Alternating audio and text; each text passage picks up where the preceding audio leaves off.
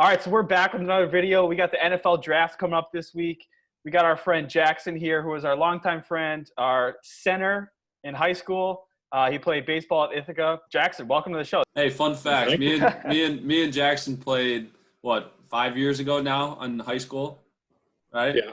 Dude, that's and crazy. we could still take snaps to this day, and it's still crisp. It's awesome. That's that center QB bond. I love it. Yeah. Jackson is a Giants fan. We're going to talk Giants football. We're going to talk NFL draft.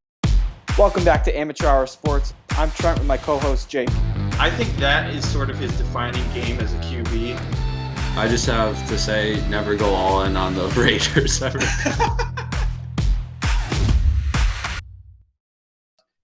Jackson, why don't you kick it off with what you thought the Giants did well last year and where they can improve this year in the draft? Yeah, so last year was the big transition period for the Giants. The Eli Manning era ended and got our Daniel Jones regime in there. We obviously had the big bang for Daniel Jones with the Tampa Bay game, getting that big win for him, and a lot of big ups for him, but a lot of big downs, a lot of turnovers. So there's a lot of good, a lot of bad. Obviously, glaring need, we have to address some sort of offensive line with Nate Solder's massive contract halfway done, and he's just doesn't look like a starting offensive lineman in the NFL anymore. Mm-hmm. We got to be able to protect our developmental, potentially franchise quarterback and get some line for our superstar running back.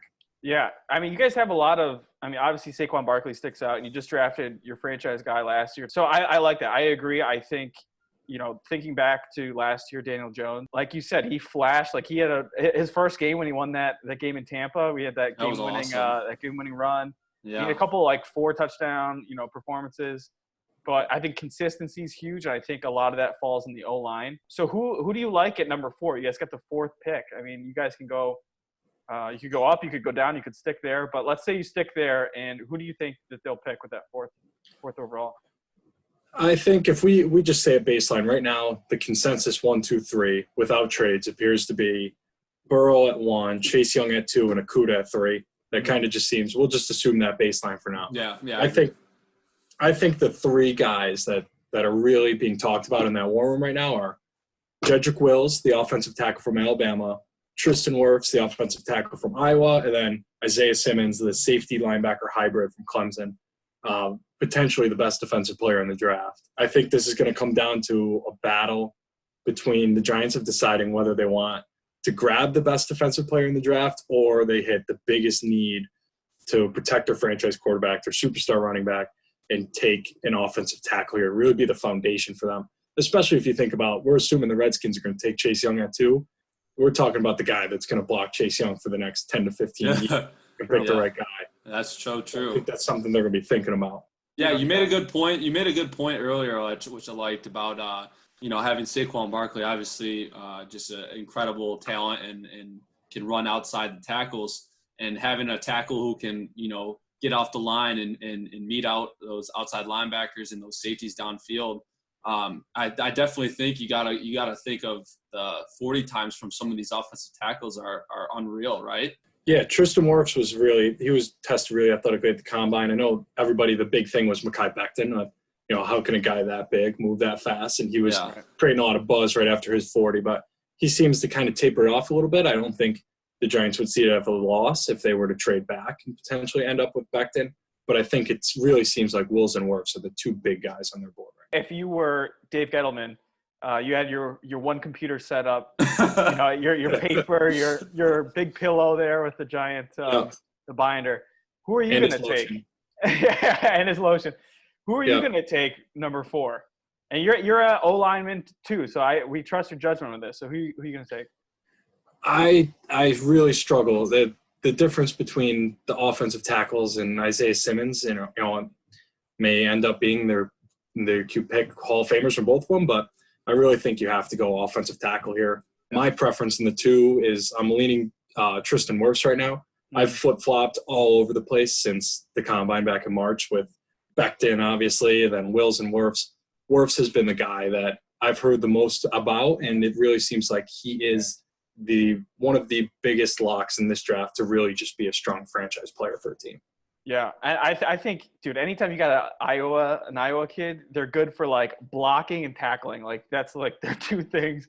And, That's what Iowa does. Right, and I feel like he's probably a safer pick at this point. I'm actually, this is kind of a weird stat or like a weird thing, but I'm on his draft profile and it says he was a state champion as a high school wrestler. And I mean, if you think about it, wrestlers obviously can kind of contort their bodies in like different ways. So maybe that will help with his longevity, getting rolled up on. He won't be as susceptible to injury or anything like that. It's kind of like it's like one of the first things in his strengths in his bio. Yeah, I mean, state champ, high school wrestler. Yeah, I think that's pretty interesting though. So he's able to use his strength to leverage guys probably better than or has more experience than some of the other guys in the draft for sure. So Jux, bringing it in back to Dave Gettleman a little bit. Obviously you're at 4. And, we said the first 3 picks were solid. What if they weren't solid and we could see, Dave Gettleman trading up or back? What do you think is the likely course of action, that can transcend in the first, let's say 6 picks or whatever, I think is what we were talking beforehand. I think the two obvious opportunities would be Miami trading up or LA trading up directly with the Giants to 4. Miami would be to prevent LA from trading up to 4, and LA would obviously be to jump Miami. I think that's the two obvious things. In that case, you see the Giants fall back to either 5 or 6. I think they get their pick of the tackle that they want there anyway, or potentially Simmons if he falls back as well. I think another one of the interesting things that I've thought about is, what if say Miami or LA goes all the way up to 3? They want to get right behind that Chase Young pick at 2, and they really want their guy. They do not want an opportunity for the other team to jump them. I think then you have to think about the opportunity of a team that really needs a corner. If you think about like Carolina, the team that needs a corner and has a lot of draft ammo, like the Jaguars, if they were to potentially think about, all right, now we have an opportunity at 4 to jump Detroit, who's thinking about Akuda, then you could see a team like that jumping in where the Giants would trade back with them, maybe go a little further back than the 5-6 range to Carolina at 4. I believe Jacksonville's at 9. So that's another interesting hypothetical. I think the best 2 bets there are LA or Miami trading up to 4. I think that there'll be definitely, I mean, every year there's a rush for the QBs, the top QBs. So I agree. I think a lot has to do with what the Lions do at 3, and it'll dictate sort of the rest for 4. Sorry, go ahead. I think you guys have the ability to maneuver that before 7, because then you get to the Cardinals who most likely will be taking a tackle. So now you have your competition for your tackle there. So I definitely agree. Like Carolina would probably be at the 7 would be the farthest I'd say the Giants could afford to fall back for a tackle. Yep. Yeah, and I think really Jacksonville at 9, that's something where they would have to blow them away. And the fact that Jacksonville does have the flexibility of 2 first-round picks this year, that gives the Giants, they're not going to get 2 first-round picks to move up 5 spots, but it gives an opportunity to work there with a lot of draft ammo where they could work something out if they really wanted to. I think the Giants would have to be blown away to move past 7, though. I think you're right. Yeah, no, I think they're in a great spot, honestly. And so looking past their first pick at number 4, so you're thinking tackle most likely. What are you thinking for 36? That's still a really key draft spot. Number 2, I mean, fourth pick in the second round. I mean, there's a lot of different ways you see more offense going or a defensive side of the ball. Well, this is a huge pick for us. Back 2015, this is early second round. This is when we picked up Landon Collins, who's a great player for us before we chose not to pay him and saw him go off to our division rival. But, there's a few options to go here, and a lot of people see it going different ways. But I think one of the things they'll be looking at is, especially if they go Simmons, but just because they take an offensive tackle, I don't think that doesn't mean that they won't look at Cesar Ruiz here at 36 if he's still around, the center from Michigan. Okay. I see a lot of people that really want the Giants to address the center with this early pick in the second round. I've heard the Giants obviously need another weapon for Daniel Jones. I think another wide receiver here wouldn't hurt. You see maybe if one of these really good safeties falls, if that top class of safeties. Grant Delpit, Ashton Davis. Maybe you could see the Giants looking there. I think they're really going to focus on their needs, though. I think it's going to be center, wide receiver, safety, and potentially if there's an outside linebacker or an edge rusher that's still there. Yeah, I mean, making a splash with a OT and a center is like the safest 2 picks that you could probably do in the draft, and especially with Dave Gettleman always, kind of being under fire for a lot of the things he's done. I mean, he definitely could gain his credibility back with a lot of fans around the league and stuff. I don't see any problem. I mean, you look at – I agree. I do think they need another playmaker on the outside. But, I mean, the Giants – their whole team revolves around Saquon Barkley in my mind. And it's like if you have a premier back in this league, like you have to solidify that line, and you just drafted a quarterback. Like if they doubled up, tackle center, like that to me, if I was a Giants fan, I would be like, okay, like they get it. Like they understand that we need to solidify this line in order to, move the ball downfield, have Saquon pop off like he did his rookie year. Like, yeah, I think that's. I've heard a rumor that the Giants are shopping Evan Ingram. Is that like a true thing, or is that like, are you guys is he in the market right now? Because I saw 49ers were a potential landing spot for maybe like a draft day trade. Like, would you be shocked? I've heard rumors. I wouldn't necessarily be shocked. The reason why that's coming up is because he's going to need to get paid next year. Yeah. If you think about the other Giants players that are going to be coming around for new deals, especially Saquon, with the money we just saw McCaffrey just get, Saquon's going to be commanding probably more than that. And then hopefully you get to play your quarterback. But I think that one of the issues is they're not sure if they want to pay him. And his production on the field, when he's on the field, you can't argue. It's been great. But the problem for him has been staying on the field. Right. So seeing him being traded, I don't think would shock me. But I think the value really has to be there. The 49ers were interesting team to come up, especially with Kittle and the way that they use Kittle, especially because Ingram's more of, the wide receivers stay out in the slot guy. He's not the Kittle ground and pound inside guy, which could be an absolute 2-headed monster in San Francisco if that were to happen. But I wouldn't be shocked, but I really don't think it's too likely to see Ingram get traded. I just wouldn't like – I mean, I get you got to pay him and stuff, but I just think you got to surround – I mean, we're in the same thing as Bills fan. We're in the same thing with Josh Allen. It's like you got to surround these guys with talent. And, like, I mean, honestly, I would probably say he's, other than Saquon Barkley, your best skill player when healthy. So it's just like, losing another guy who could help Daniel Jones, unless you draft him, whatever. But I think you can't just – keep trading away all your good assets just because you got to pay guys. Like, you're going to have to pay guys regardless. So I would hope that they would keep Evan Ingram for Daniel Jones' sake.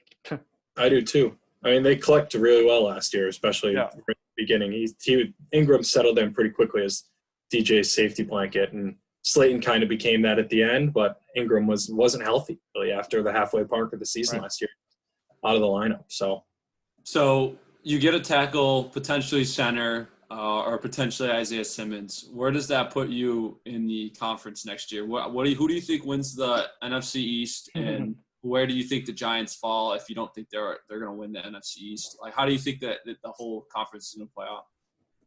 I think the Giants. I think there's obviously, as an optimistic fan, I think that there's always hope that DJ takes that leap and we can compete for a playoff spot next year. But I really think, honestly, there's a few too many holes on the roster right now, especially if we're able this draft to really address the offensive line and plug some holes there. We still need some help defensively. And obviously our first year under new coach with Joe Judge and the new scheme under Jason Garrett, we'll obviously see how that stuff plays out and might take some time to adjust. But I really think this year, if you look at the NFC East, if Philly goes and gets a legit number one wide receiver this year in the draft, you have to look at Philadelphia as the favorites in that division.